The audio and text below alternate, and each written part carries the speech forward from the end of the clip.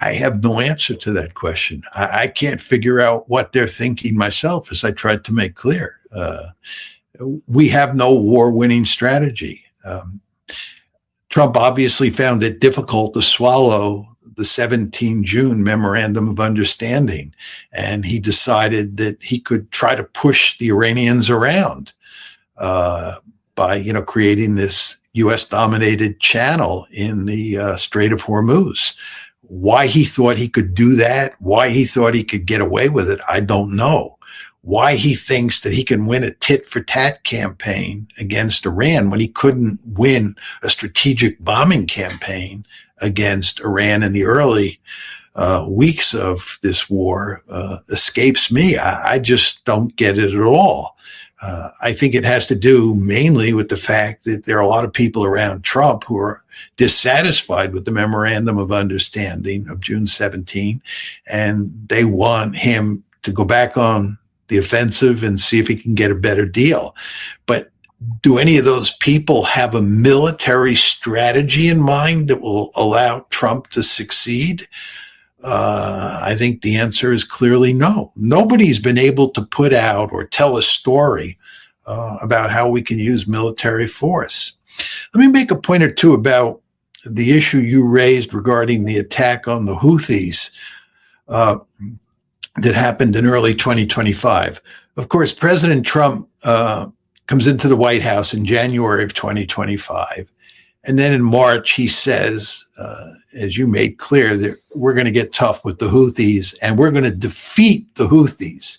The Biden administration was filled with pussycats and they were unwilling to really get hard-nosed or play hardball with the Houthis. And we're going to do that. Well, by May of 2025, we quit. And by the way, Nima, one of the reasons we quit is we were using up precious ammunition. There was the first big piece of evidence that we had limited amounts of precious ammunition, and we were using it up against the Houthis, number one. And number two, we were not defeating the Houthis. So that war ended, and it was a failure. It's very important to understand that we failed. Then the second big event, which you didn't mention, was the 12-day war in June of 2025. This is June 13th to June 25th. The Israelis start the war, and they do most of the fighting. There's that one day, it's June 22nd, where we bomb a series of nuclear installations inside of Iran. And at the end of that one day, Trump declares victory. He said that he has obliterated Iran's nuclear capability. And then, of course, the war ends on June 25th. And the United States and Israel portray this as a victory. And I think that the sense that we were successful in the 12-day war helped lead Trump to conclude before the February 28th attacks on Iran that we could use military force again against Iran and we would prevail. We would produce a decisive victory. The problem is that our goals were limited in the 12-day war. We went after nuclear installations. But the February 28th war, which of course is still going on today, had very ambitious goals. You remember we said we had four particular goals. Number one was regime change. Number two was to end Iran's nuclear enrichment capability. Number three was to end their long-range missile program. And number four was to end Iranian support for the Houthis, Hezbollah, and Hamas. These are remarkably ambitious goals. And most importantly, you're talking about regime change. You weren't talking about regime change back in the June 2025 war. And once you go to regime change, you have to ask yourself, how are you going to get regime change? And almost everybody understands the only way you get regime change is with boots on the ground. This is what happened in Iraq. March 19th, 2023, we went to war against Iraq. We invaded Iraq. That's how we got rid of Saddam Hussein, with ground forces. Well, President Trump was convinced by the Israelis, by Benjamin Netanyahu and David Barnea, who's the head of Mossad, that they could use air power alone to cause regime change in Iran. This is a remarkably foolish idea. The evidence that this is not possible is overwhelming. And this is why many of Trump's principal supporters thought that accepting the Israeli idea that we should go to war on February 28th, and with a shock and awe air campaign that included decapitation of the regime leadership, we would win a quick and decisive victory, was delusional. It was delusional. And many of Trump's advisors thought that. But Trump himself was convinced by the Israelis that we had a war-winning strategy. And off we went to war on February 28th, and it failed. And it's hardly surprising that it failed. Again, the evidence is overwhelming that air power alone cannot cause regime change. Nevertheless, Trump decided he would try to do it. So the key point here is that this operation that started on February 28th was much more ambitious. And Trump, who had long argued that he was going to avoid regime change, fell into the trap of pursuing a regime change operation against a country with 93 million people that was fully capable of absorbing huge amounts of punishment and not surrendering. And the end result is we're in the total mess that we're in today. One of the major issues in the West Asia is the case of Palestine, is the case of Lebanon, is the case of Syria. Because Syria was supposed to resolve the Israeli problems or the problems in the region, but it seems that it's getting more difficult because of the complexity of the issue of Syria right now. There is no powerful government there or someone who's capable to manage the country. We have the presence of Turkey, the United States, Israel in the south. The thing is so complicated right now in Syria. The Lebanon case is the same way somehow. We have the Israeli occupation of the southern part of Lebanon. They have defined a yellow line the way they did in Gaza. And going to the West Bank and Gaza, you know that how difficult is that. You know, the settlers in the West Bank, it's, I would say, impossible to remove the settlers from the West Bank.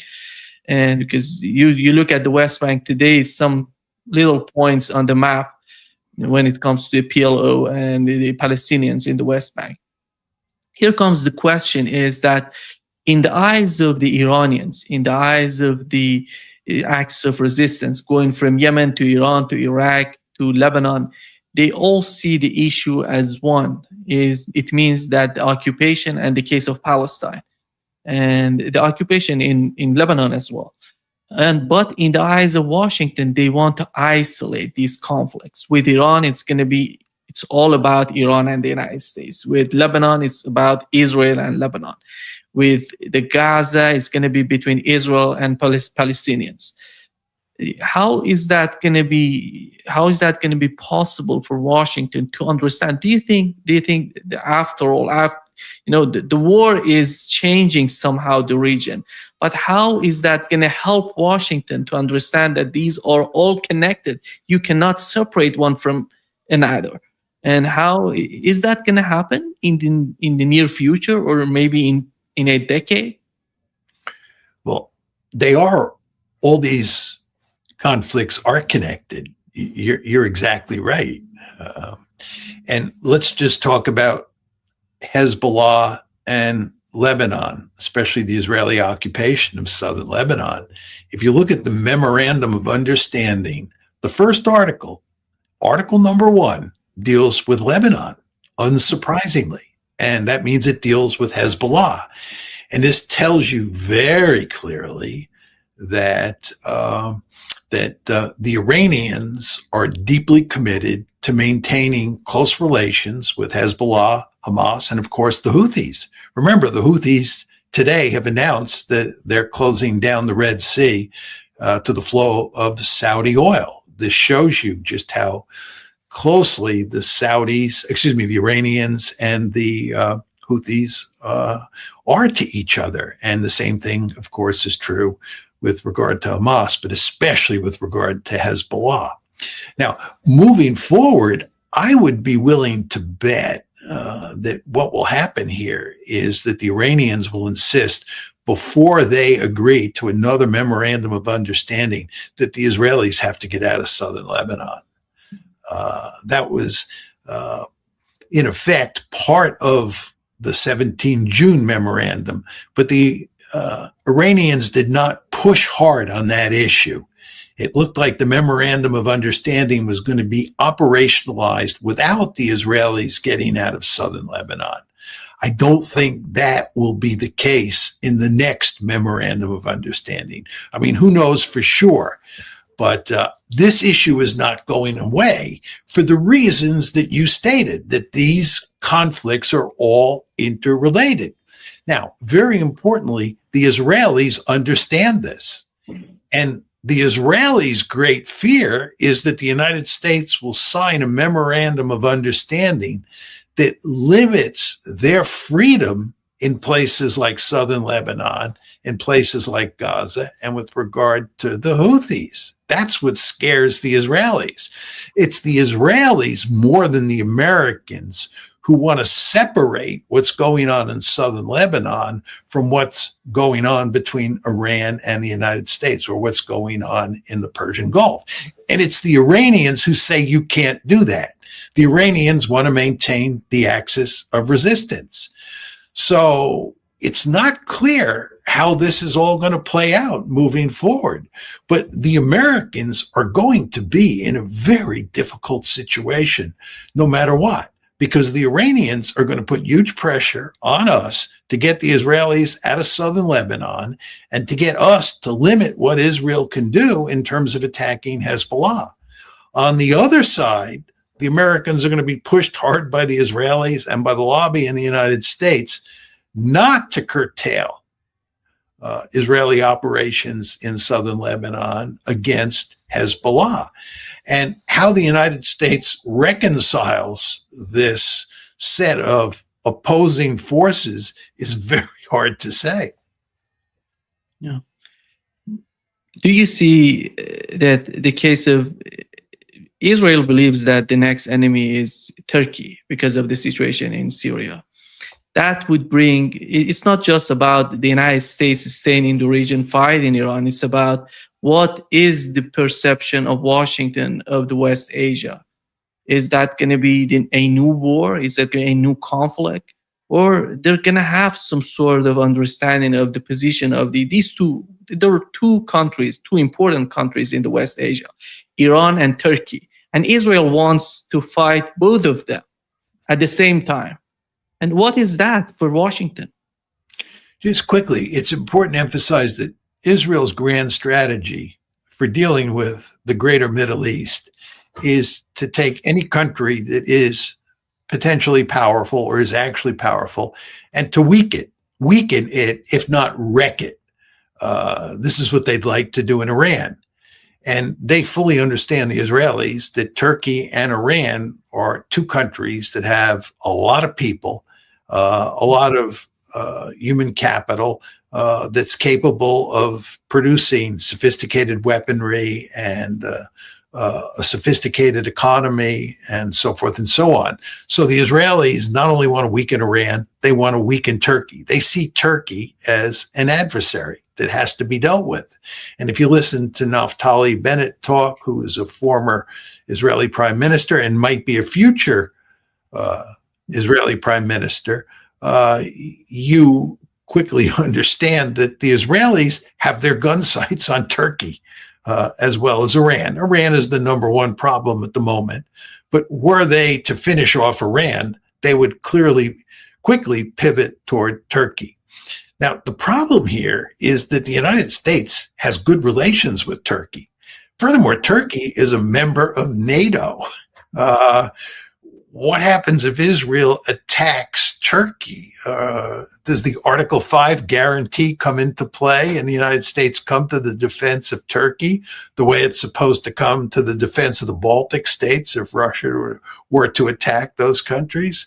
I think that, if the Israelis attacked Turkey and we sided with the Israelis against Turkey, this would have enormous consequences for NATO. But putting that aside, the last thing the United States wants is for Israel and Turkey to get into a war. We will put enormous pressure on the Israelis not to pick a fight with Turkey. So I think, despite all of the rhetoric coming out of Israel about how Turkey is a potential enemy that has to be dealt with now rather than later, that's not really going to add up to much.